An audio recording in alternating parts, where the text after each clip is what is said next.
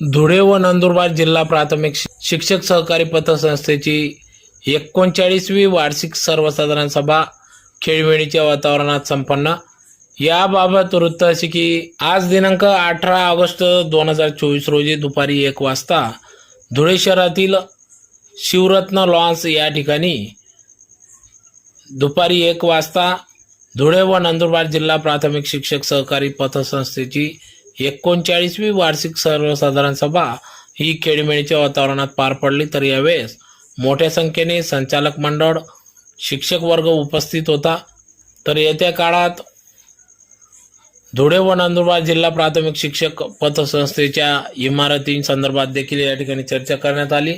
त्याचबरोबर शिक्षकांनी देखील विविध प्रश्न उपस्थित करत त्याला सडेतोड असं उत्तर देत धुळे नंदुरबार जिल्हा प्राथमिक शिक्षक